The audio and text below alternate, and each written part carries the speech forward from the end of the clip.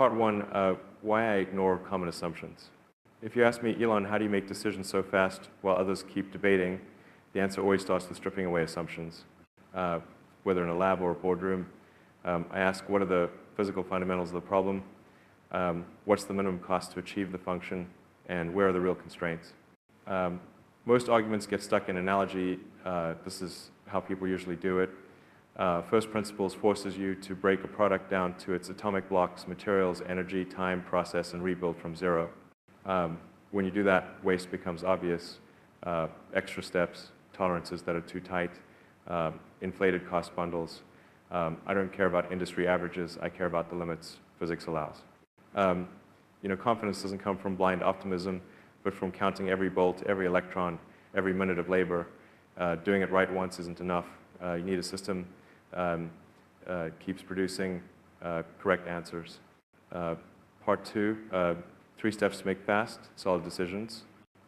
Step 1, break assumptions. Write down everything you believe: material costs, required suppliers, shipping time, and ask, where's the evidence? If there's no data, treat it as unknown. Step 2, model from the ground up. Translate the problem into physics and microeconomics, mass, energy density, friction coefficients, marginal costs, throughput per hour.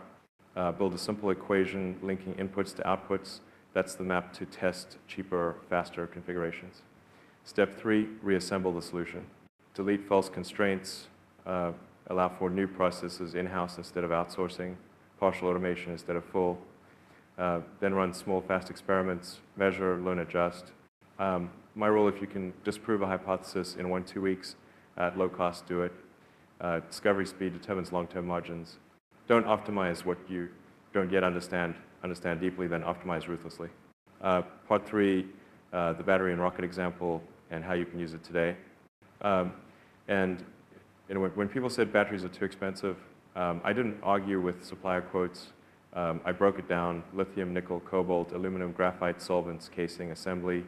Add raw material cost plus energy plus depreciation plus labor to the gap between sticker price and physics limit becomes clear. With rockets, same story. Why throw them away? If airplanes were single-use, tickets would be insane. Replace the assumption reusability is impossible with the question, what conditions make reusability work? Heat shielding, landing orientation, thrust vector control. Change the question to change the design, to change the unit economics. You don't need to build rockets to use this. In sales, production, or content, break problems into core elements. Estimate best case cost per unit, time per task.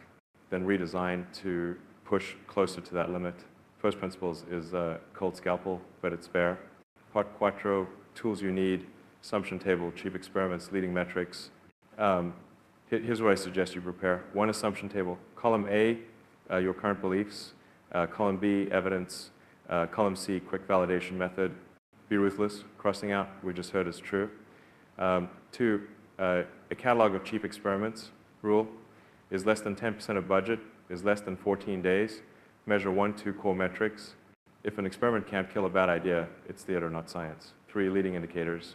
Don't wait for next month's revenue to know if today worked. Track cycle time, defect rate, throughput per person divided by hour, Connecticut R per creative. When leading indicators move the right way, financial results follow. And remember, short meetings, fast tests, honest feedback.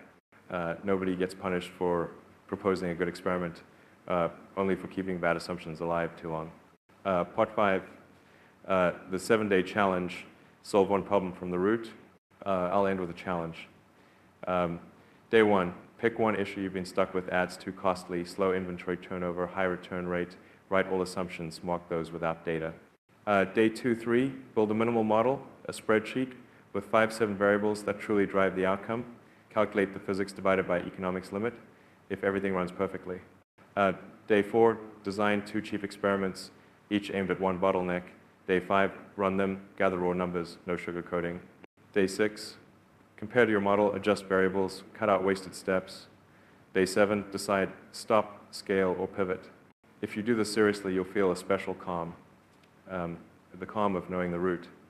And that calm is where lasting motivation comes from.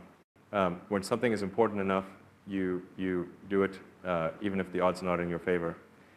Go to the root, and the rest will reveal itself.